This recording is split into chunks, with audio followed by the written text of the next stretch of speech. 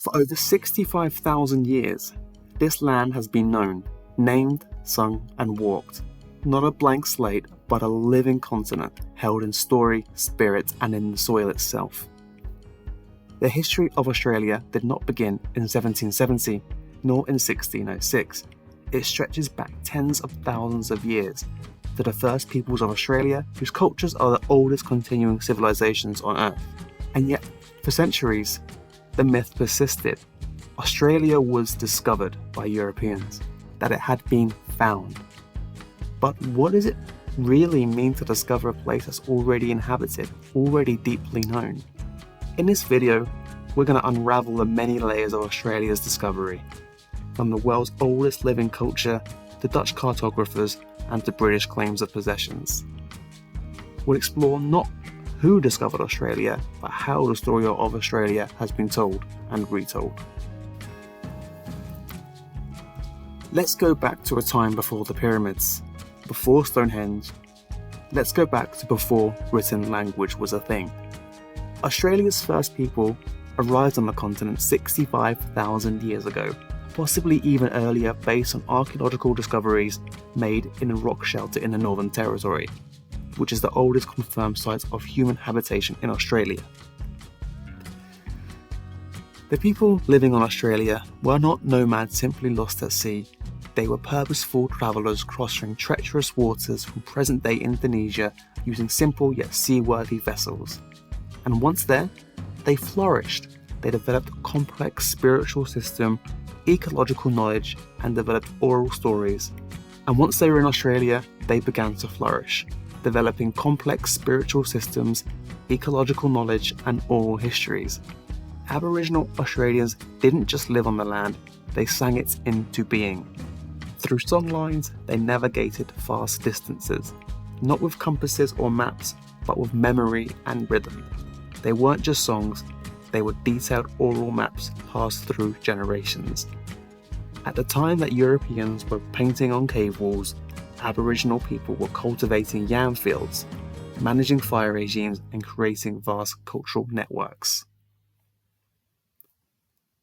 Let's go back to a time before the pyramids, before Stonehenge. Let's go back to before written language was a thing. Australia's first people arrived on the continent 65,000 years ago, possibly even earlier based on archaeological discoveries made in a rock shelter in the Northern Territory, which is the oldest confirmed site of human habitation in Australia. The people living on Australia were not nomads simply lost at sea. They were purposeful travellers crossing treacherous waters from present-day Indonesia using simple yet seaworthy vessels. And once they were in Australia, they began to flourish, developing complex spiritual systems, ecological knowledge, and oral histories. Aboriginal Australians didn't just live on the land, they sang it into being. Through songlines, they navigated vast distances, not with compasses or maps, but with memory and rhythm. They weren't just songs, they were detailed oral maps passed through generations. At the time that Europeans were painting on cave walls, Aboriginal people were cultivating yam fields, managing fire regimes, and creating vast cultural networks.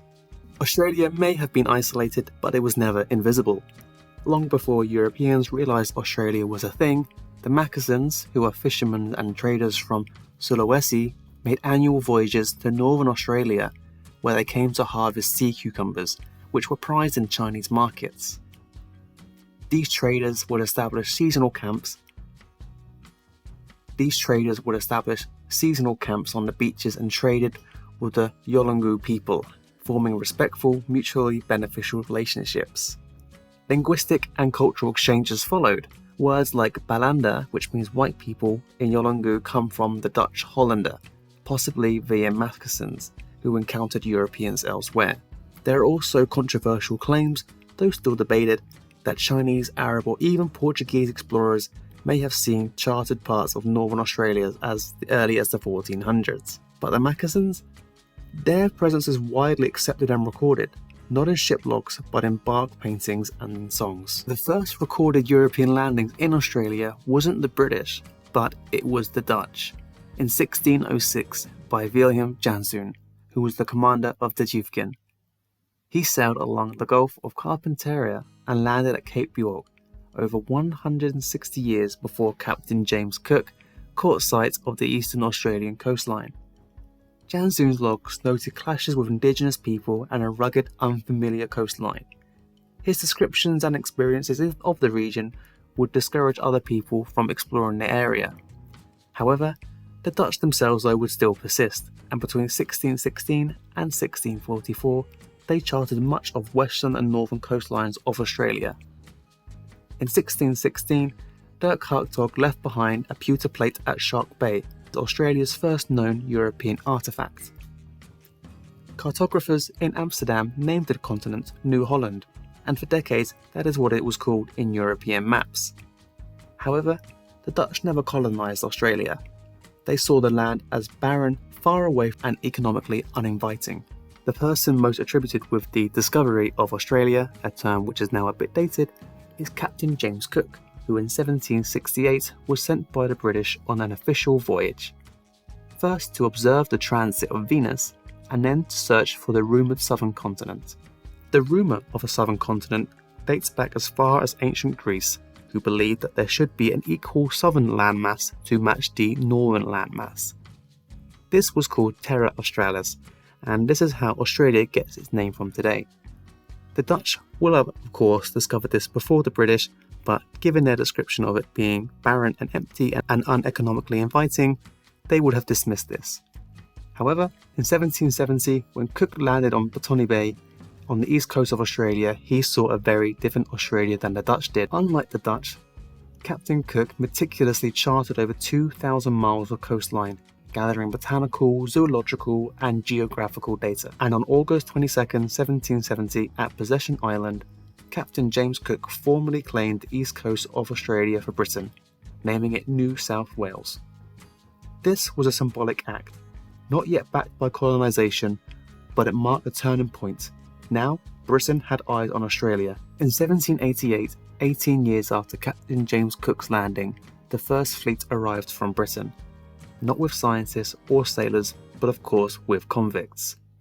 Britain was desperate for a new penal colony after losing its American colonies in the American War of Independence, and they chose Botany Bay in Australia based on Cook's journals. But the land wasn't empty. The British, though, declared the land to be terra nullius, which is Latin for nobody's land, and this was a legal fiction that ignored over 65,000 years of Aboriginal history, society, culture and civilization. Colonisation came with catastrophic effects for the Aboriginal people: disease, land sieges, forced removals and massacres. Yet Aboriginal people resisted, sometimes in open warfare and sometimes in quiet survival.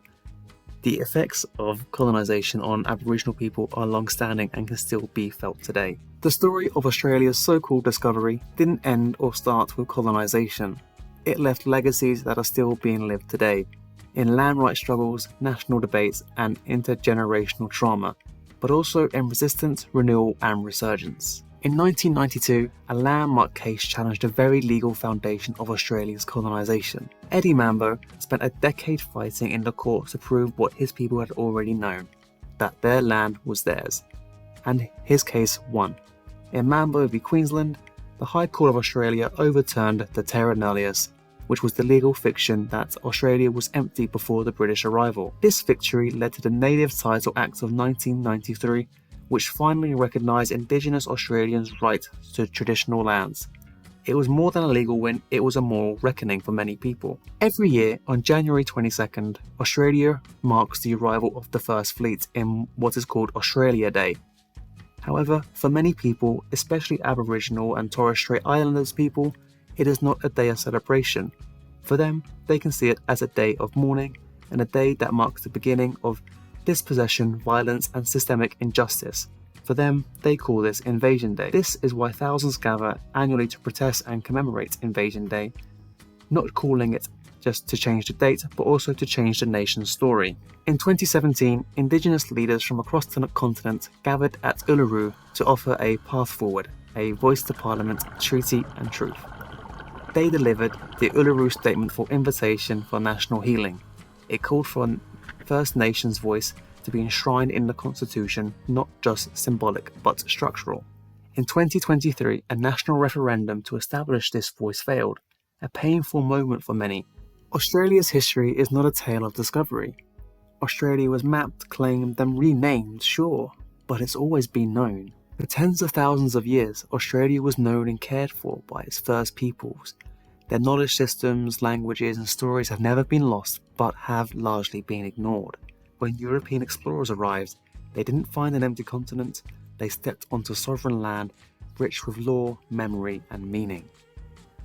Explorers like James Cook, who mapped the coastlines of Eastern Australia, and the Dutch, who mapped the northern coastlines, reinvigorated European excitement in an age of discovery, confirming the southern landmass which had been hypothesized for thousands of years, and they redrew the world's imagination.